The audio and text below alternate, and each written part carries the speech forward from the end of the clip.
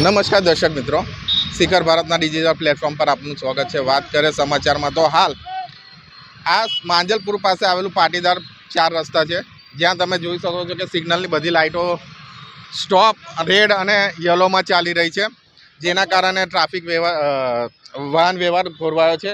તમે જોઈ શકશો કે અહીંના જે 108 જન સેવાના પ્રમુખ વિજયભાઈ બુંબડિયા દ્વારા પોતે ટ્રાફિક હેન્ડલ કરવામાં આવે છે। ટ્રાફિક શાખાનો કોઈ પણ વ્યક્તિ કે કોઈ પણ હોદ્દેદાર વ્યક્તિ અહીંયા ઊભા નથી।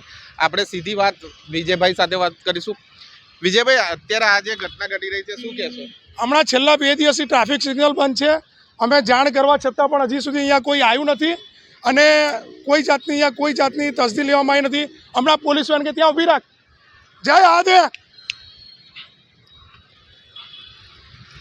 હજી સુધી કોઈ જાતના કોઈ ટ્રાફિક પોલીસ આવી નથી, કોઈએ અહીંયા આવીને કોઈ તસદી લેવામાં આવી નથી। તમે જોઈ શકો છો છેલ્લા 2 દિવસથી પબ્લિક એટલી હેરાન થાય છે। મેં ઘરે હતો, હમણાં મને 10 થી 12 ફોન આવી ચૂક્યા કે ભાઈ વિજયભાઈ અહીંયા ટ્રાફિકની સમસ્યા વધી રહી છે, તો તમે તાત્કાલિક આવીને કંઈક કરો। તો મેં જાણ કરી, તેમ છતાં ઉપરથી પણ કોઈ પગલાં લેવામાં આવતા નથી। એટલે હું તાત્કાલિક ધોરણે અહીંયા આવીને હમણાં અમે જાતે અહીંયા હમણાં અમે પોતે ટ્રાફિક પોલીસની કામગીરી અમે પોતે કરી રહ્યા છે। અમારી ટીમ આખી કામે લાગી ગઈ છે કે જેથી કરીને લોકોને અગવડ ના પડે, લોકો તકલીફ ના આવે, કોઈનું એક્સિડન્ટ ના થાય। કે આ ચોકડી એવી છે કે જ્યાં ભરપૂર એક્સિડન્ટ થાય છે। જતે દાડે પણ અહીંયા વર્ષ પહેલાં પણ લોકો મરી ગયા છે, તેમ છતાં પણ અહીંયા કોઈ જાતની કોઈ એ નથી। અહીંયા સામે જ ભાજપનું કાર્યાલય છે, તેમ છતાં પણ એ લોકો તરફથી પણ કોઈ કામગીરી કરવામાં આવી નથી। અને તમે જોઈ શકો છો કે અહીંયા આગળ કોઈ કરતાં કોઈને કોઈ પડી નથી કે ભાઈ શું કરવું શું ના કરવું, બરાબર છે। બસ બધા પોતાની મસ્તીમાં મસ્ત છે। જે રીતના કહેવામાં આવે છે કે વડોદરાને એક સ્માર્ટ સિટી બનાવવાની છે, તો આ સ્માર્ટ સિટીની શરૂઆત હોય એવું કંઈક મેં આજે સવારે જ મારા એક સ્પીચમાં મેં કહી આપ્યું કે ભાઈ કે આજે એક ડીજેવાળા પર જે કેસ છે, પોલીસે એના પર કેસ કર્યો, એક દિવાલ પડી ગઈ। ડીજે તો દરેક જગ્યાએ વાગે છે, મોટા મોટા ફંક્શનોમાં વાગે છે, તેમ છતાં ત્યાં કશું અનહોની થતી નથી। પણ જ્યારે આ પૂર જ્યારે પૂર આવ્યું આપણા ત્યાં, ત્યારે જે લોકોની દિવાલો પડી ગઈ, લોકોના મકાનો પાણીમાં ડૂબી ગયા, લોકોનું ફર્નિચર ડૂબી ગયું, તેમ છતાં પણ કોઈના પર એક કેસ થયો, કોઈ કોર્પોરેટર પર, કોઈ નેતા પર, કોઈ અભિનેતા પર કે કોઈ પણ મ્યુનિસિપલ કમિશનર પર કોઈના પર કેસ થવાનો નહીં આવ્યો। તો એક સામાન્ય નાગરિકને કેમ રંજાડવામાં આવે છે?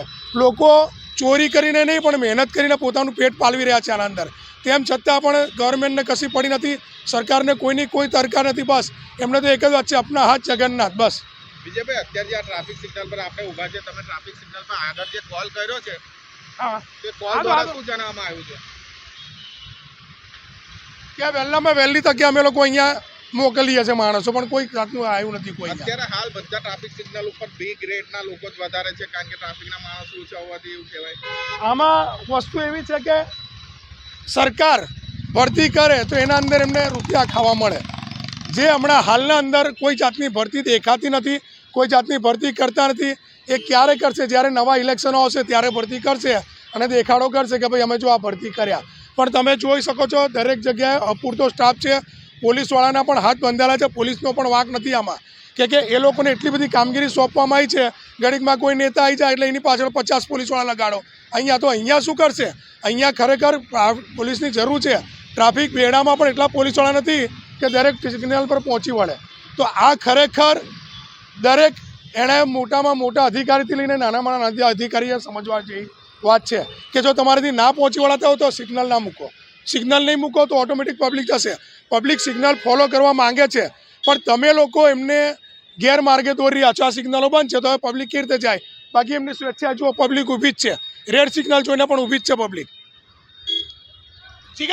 મિત્રો જોઈ શકશો કે જે રીતના 108ના પ્રમુખ શ્રી વિજય બુંબડિયા દ્વારા અત્યારે હાલમાં સામાજિક કાર્ય કરી રહ્યા છે અને ટ્રાફિક સિગ્નલને હેન્ડલ કરી રહ્યા છે, ને હાલ અત્યારે ટ્રાફિક શાખામાંથી કોઈ પણ વ્યક્તિ કે કોઈ પણ અધિકારી અહીં જોવામાં આવતો નથી।